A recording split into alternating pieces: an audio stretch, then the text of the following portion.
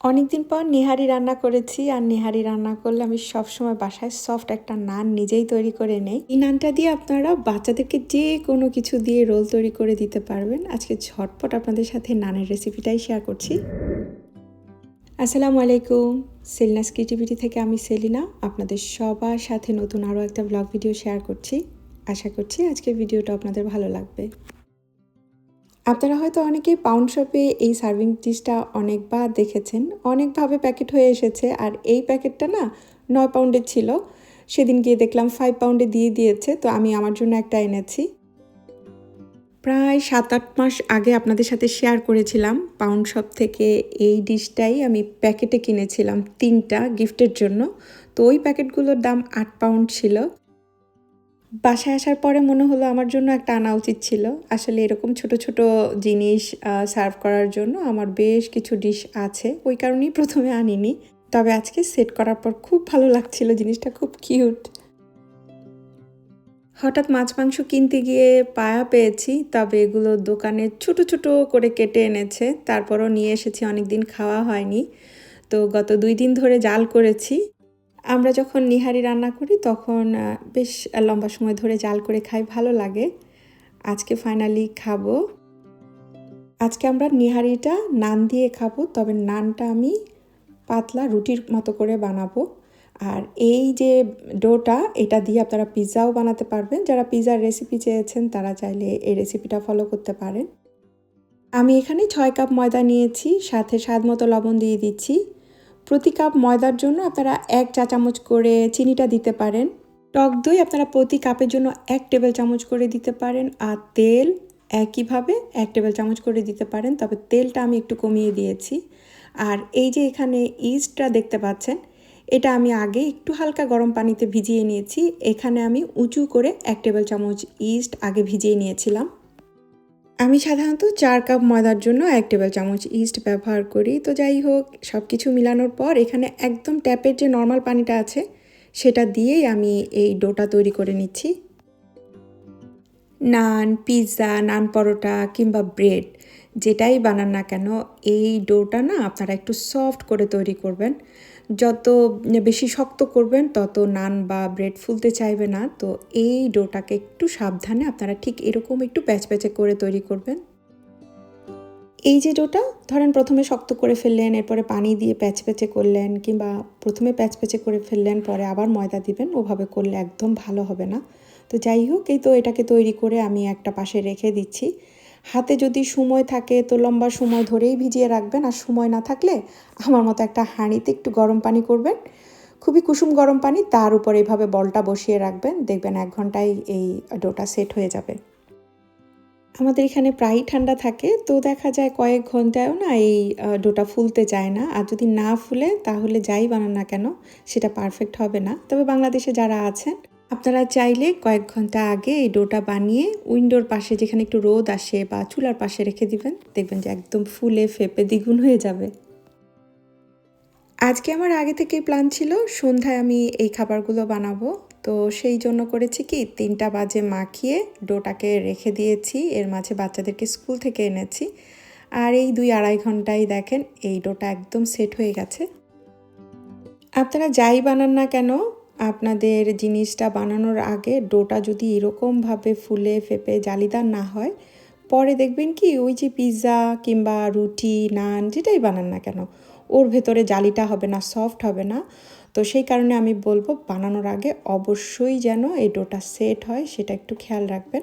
আরেকটা জিনিস হচ্ছে, এই ডোটা একদম সফট করে বানাবেন। দেখেন এখন এই ডোটা আরও বেশি সফট আর স্ট্রেচি হয়ে গেছে। যেটা এখন করতে হবে, 1-1.5 মিনিট আমি হাতে একটু তেল মাখিয়ে এটাকে একটু মথে নেব, এতে করে ডোটা আরও সুন্দর সফট হয়ে যাবে। আপনারা চাইলে এই ডোটাতে না তেলের পরিবর্তে ঘি, বাটার দিতে পারেন, চাইলে কিছুটা দুধ পাউডারও যোগ করতে পারেন, এতে স্বাদটা বাড়বে। তবে আমি অতটা রিচ করে আসলে তৈরি করতে চাই না, সেই কারণেই একদম নর্মাল করেই মাখিয়েছি। এই তো কিছুটা পাতলা পাতলা করে আমি বেলছি, এইটাকে আজকে ফ্রাই প্যানে ভেজে নিচ্ছি। উপর থেকে আপনারা ঘি, বাটার, একটু তেল ব্রাশ করে দিতে পারেন। এটা একদম সফট একটা রুটির মতো হবে, আবার চাইলে একটু বেশি করে ঘি বাটার অ্যাড করলে এটা পরোটার মতো হবে। তবে এটা দিয়ে রোল খেতে কিংবা এই রুটিটা দিয়ে আপনি যদি ঝাল গরুর মাংস নেহারি খান খেতে বেশ ভালো লাগে।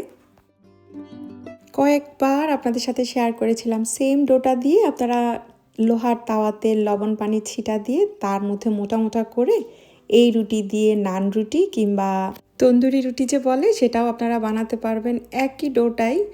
তবে আজকে আর ওরকম কিছু করব না, আমি একদম সিম্পলভাবেই রুটির মতো করে বানিয়ে নিচ্ছি। আমাদের এখানে না এই তান্দুরি রুটিটা কিনতেই পাওয়া যায়, তবে মাঝে মাঝে আনি, হয়তো আপনারা দেখেছেন। ওগুলো দিয়ে বাচ্চারা মানে রোলটা খেতে পছন্দ করে না, ওগুলো মোড়ালে হয় কি ফেটে ফেটে যায় আর অত একটা স্বাদ পাওয়া যায় না। আর এই যে আজকে রুটিটা বানালাম এটা দিয়ে আপনারা চিকেন শর্মা কিংবা যে কোনো কিছু দিয়ে, যেমন ফিশ মিট, ওগুলো দিয়ে বাচ্চাদেরকে আপনারা রোল বানিয়ে দিতে পারবেন। বড় ছোট সবাই না খুব মজা করে খাবে। আমি আর আমার জনাব নেহারি দিয়ে খাবো, বাচ্চাদেরকে একটু খাওয়াবো, জোর করব বলতে পারেন। ওরা খুব একটা পছন্দ করে না, ওই কারণে ওদের জন্য এয়ার ফ্রায়ারে কয়েকটা চিকেনের ব্রেস্ট কেক নর্মাল মশলা দিয়ে গ্রিল করে দিয়েছি। ওরা সালাদের সাথে দেখা যাবে যে ওই চিকেনটা দিয়েই রোল করে খাচ্ছে। কাটা পায়া এই প্রথমই রান্না করেছি। প্রথম দিকে মনটা খারাপ ছিল, কেমন জানি হয়, পরে দেখলাম মোটামুটি চলে। এই একটা জিনিস না একটু ভেজাল, মানে আপনি যদি বেশি ঘন করে ফেলেন খাওয়ার সময় খুব ঘন হয়ে যায়, আবার একটু পাতলা রেখে রান্না করলে দেখা যায় একটু সময় পরে খেতে হয়।